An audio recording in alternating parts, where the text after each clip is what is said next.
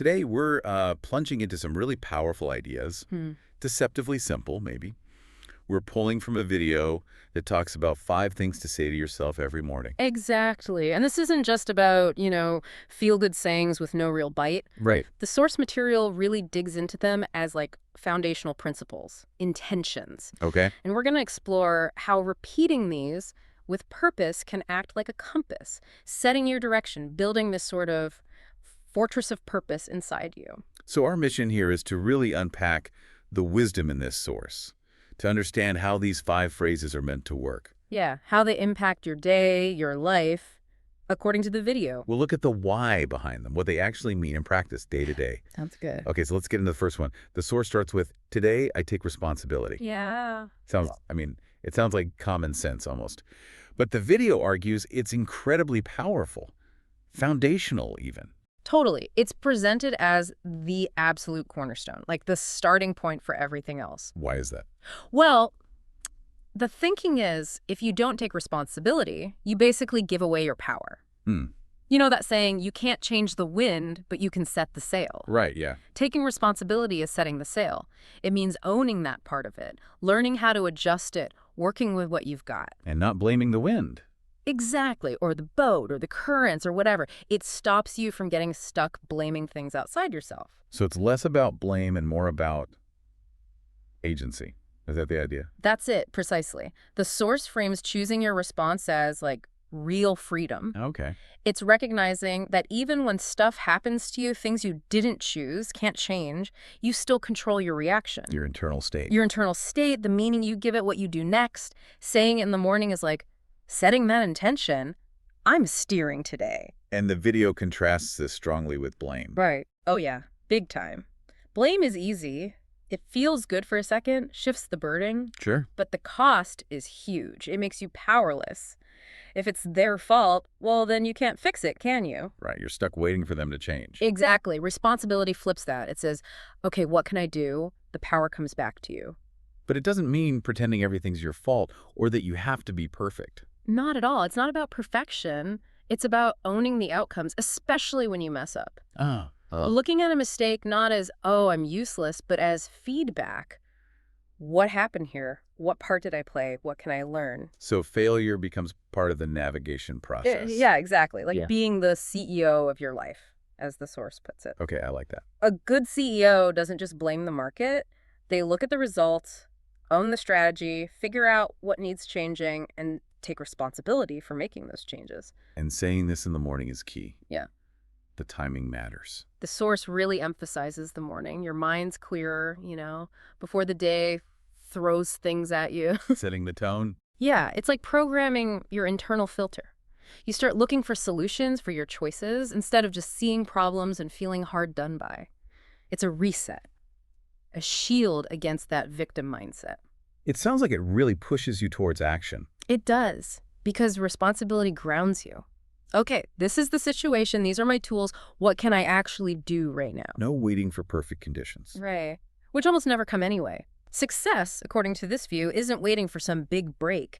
It's that inch-by-inch progress you make by taking responsibility today. Just putting one foot in front of the other. And this influences others around you too. Huge ripple effect. Yeah. Responsibility is contagious. When people see you owning your stuff, acting instead of complaining, it's inspiring. Well, it's a culture of accountability. In your family, at work, everywhere. It really is presented as the absolute foundation. If you skip this step, the other mindsets don't really have anywhere solid to stand.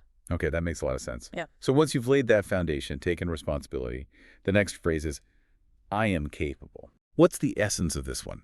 How does it build on responsibility? I'm capable is framed as like a statement of your inner potential, your resilience. Okay. In a world that's constantly comparing us, showing us where we lack, this grounds you in a truth. You do have resources, skills, strength, determination, the ability to learn. You have what it takes to face what's ahead. So it's not about thinking you're the best or perfect. No, definitely not arrogance. It's more like a quiet acknowledgement of your existing strengths and trusting that even if you don't know the answer right now, you can figure it out. You have the capacity to learn or adapt. Exactly. You trust your resourcefulness, your grit, It's believing in your ability to handle things, even new things. The source uses a muscle analogy for this, doesn't it? Yeah, it's a great one. Capability isn't fixed. It's like a muscle. It gets stronger when you use it. How so? Every time you face something tough, push through discomfort, learn a new skill, keep going when it's hard. Yeah. You're doing a rep. You're strengthening that capability muscle. So saying, I am capable every morning is like doing your mental workout, conditioning your mind to see challenges not as threats, but as opportunities to get stronger. And this helps fight off self-doubt. Directly. Self-doubt can be crippling, right? It whispers all the reasons you can't or shouldn't. Yeah, that inner critic. Saying I am capable is actively pushing back against that voice. It reminds you that, yeah, fear is normal, uncertainty is normal, but they don't actually define your limits. Capability is choosing to believe you can rise to it. Even when you don't feel totally ready. Especially then. And every challenge you overcome, even tiny ones, adds to this belief. It's cumulative. Totally. Every success, every time you learn from a mistake and try it again, it builds this inner reservoir. The source kind of challenges us, don't be so quick to doubt yourself. Just because it's hard doesn't mean you can't do it. Often, the hard stuff is what builds the most capability. So it's about courage despite the difficulty. Finding that courage, yes. And believing you're capable actually changes how you act, how you show up. How does that work? Well, if you believe you can handle things, you're more likely to step up, right? Take calculated risks, try new projects, stick with things when they get tough. Makes sense. Less fear holding you back. Exactly. It opens doors because you're less afraid of what's behind them. You trust yourself to navigate it. And this links to a growth mindset too. Very closely. Saying I am capable implies I am capable of learning, capable of improving. Right. It's a commitment to your own evolution, recognizing you're always a work in progress, ready to get better. And what about the impact on others? How does this belief affect our interactions? It's kind of magnetic, isn't it? People are drawn to that quiet confidence, that resilience. Yeah, you can feel it. Someone who faces life believing they can handle it. That's inspiring. It sets an example. It shows the power of self-belief, the willingness to tackle things head on, trusting you'll find a way. Okay, powerful stuff. Now, shifting gears a bit, the third phrase, I am grateful. How does gratitude fit into this morning routine? Gratitude is presented as a really fundamental mindset shift, like choosing a different lens to see the world through. A lens. Yeah.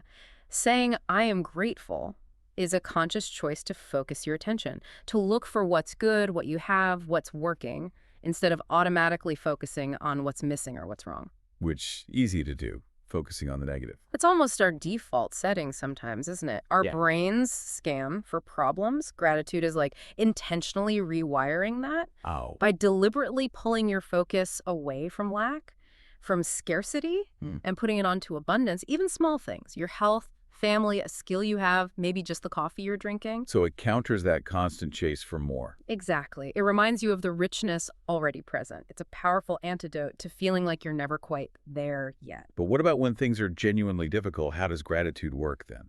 That's where it shows its real strength, according to the source. It doesn't mean ignoring the bad stuff, but it helps you see it differently. Maybe look for the lesson learned, the strength you discovered because it was hard, the support you received. Finding value even in the struggle. Finding something valuable, yeah. It doesn't make the pain disappear, but it changes your relationship to it, gives it context. And the source mentions gratitude multiplying. Yeah, it's like a feedback loop. The more you intentionally look for things to be grateful for, the more you find them. Exactly. Your brain gets better at spotting the good stuff. And studies apparently back this up. Grateful people tend to be happier, healthier, more resilient. Their focus is just different. It sounds like it provides a really solid anchor. It absolutely does. It grounds you in what matters, what's real, what's good in your life.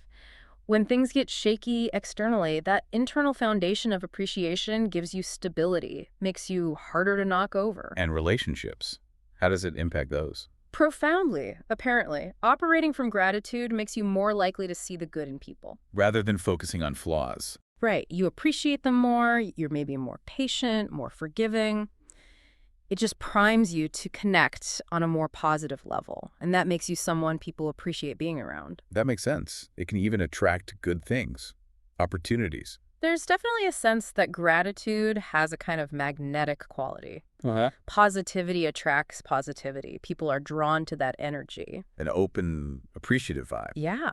And that can open doors, new connections, opportunities maybe you wouldn't have noticed otherwise. The source tells a story about someone saying thank you for everything. Yeah, it's a simple but powerful illustration. This person just decided to say thank you whether things seemed good or bad. Why? Because they believed there was always something to learn, some hidden reason, some blessing in disguise.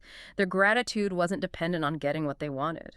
Wow, that's a shift. It really highlights that happiness isn't about having everything, but appreciating what you do have right now. So gratitude helps you find fulfillment in the journey itself, not just the destination. That's a great way to put it.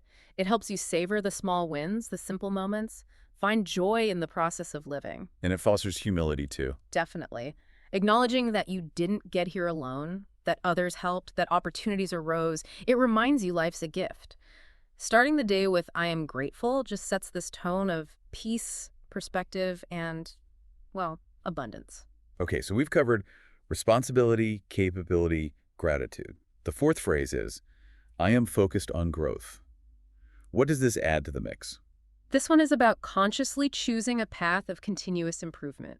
It's a commitment To what? to becoming, well, a slightly better version of yourself than you were yesterday. It shifts your focus from just seeking comfort to actively embracing change and learning. And the source emphasizes that tension between comfort and growth. Big time. Comfort feels good, it's safe. But nothing really grows there. Right. Growth almost always requires stepping outside that zone, facing things that feel awkward, maybe scary, definitely new. So saying I am focused on growth Yeah. is like giving yourself permission to be uncomfortable. Exactly. Permission to try, permission to maybe fail, permission to learn from it all. It makes progress the goal, not just staying put. And this takes humility. A lot of humility. You have to admit you don't know everything, that there's always more to learn. Be open. Be open. Be like a sponge, soaking up lessons from everywhere, everyone. This turns challenges and setbacks from roadblocks into learning opportunities, chances to expand. So failures aren't endpoints. Not at all if you're focused on growth. Hmm. They're just data points. Information. Okay, that approach didn't work. What did I learn? How can I adjust? It reframes failure completely. Yeah, it sees growth as nonlinear. There are ups and downs, twists and turns. But the commitment to growth keeps you moving forward through it all, seeing setbacks as temporary. This sounds like the core of resilience. It really is. You're less likely to get derailed by disappointment because you know there's value in the experience itself, win or lose. Failure becomes part of the shaping process. Right. Discomfort means you're stretching. Challenges are chances to build strength. You learn to bend without breaking because your anchor is the process of becoming better. And like the others, this focus can attract opportunities. It seems so. When you're actively learning, improving, adapting, Yeah. people notice that. That drive. Yeah, that willingness to evolve. Opportunities tend to flow towards those who are ready and willing to step up. Saying, I am focused on growth is like putting out a signal, I'm ready. But it takes patience. Oh, definitely. Growth isn't instant. It's like planting a seed.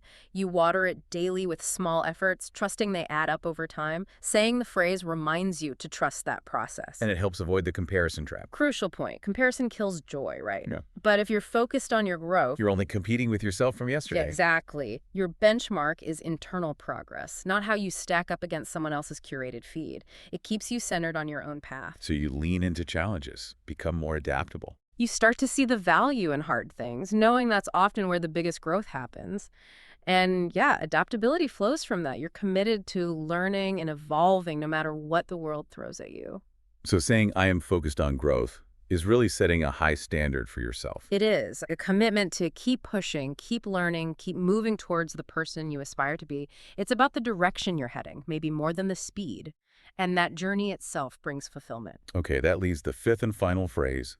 I am in control of my attitude. How does this wrap everything up? Attitude. The source calls it this invisible force. It shapes everything, right? Your experience, your interactions. Yeah, definitely. And the core idea here is simple but profound. You can't always control what happens to you, but you always control your attitude about it. That's the one thing you truly own. Exactly. Saying this phrase is a conscious claiming of that power, a deliberate choice. So attitude isn't just something that happens to you, it's something you choose. Moment by moment, that's the argument. Every situation offers a choice. Positive spin or negative. Look for the good or the bad. See opportunity or obstacle. And making that choice actively changes everything. It prevents you from just being passively pushed around by external events dictating your mood.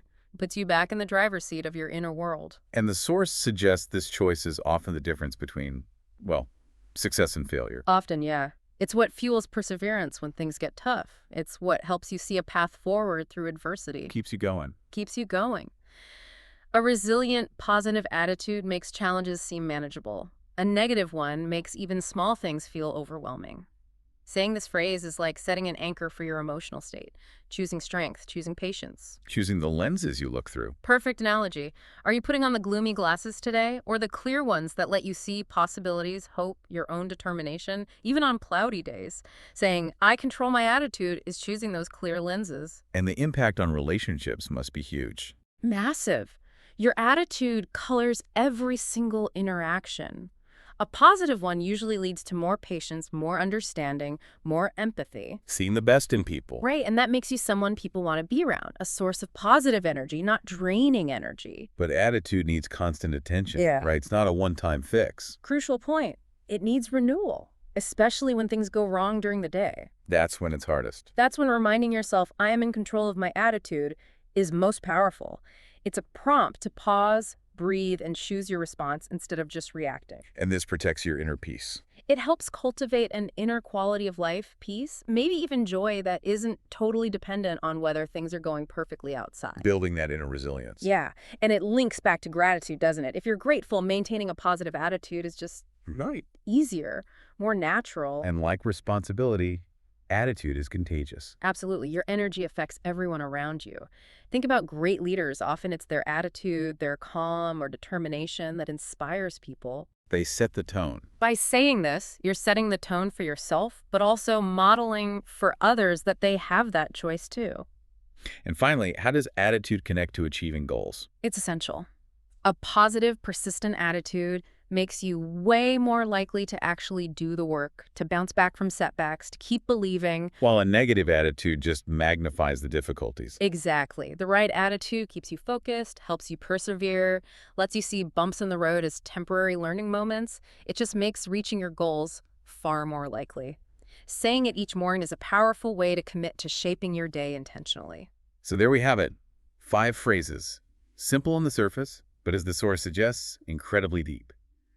Today, I take responsibility. I am capable. I am grateful. I am focused on growth. And I am in control of my attitude. Yeah. And the key takeaway seems to be, these aren't just words you parrot. They're meant as daily declarations, reminders of who you're choosing to become. Intentional acts to align yourself with your values, your vision. Exactly. They provide clarity, purpose, and the inner foundation you need to handle, well, life. All the distractions and challenges. It's about those small, daily, conscious choices building up to a meaningful life, one day at a time. And starting the morning by deliberately planting these anchors. It sets you up to navigate whatever comes with more purpose, more confidence, more resilience. So, something for you to think about. After hearing this deep dive, what stands out most to you about these 5 statements? And maybe, how could choosing just one of them really intentionally tomorrow morning start to reshape your day?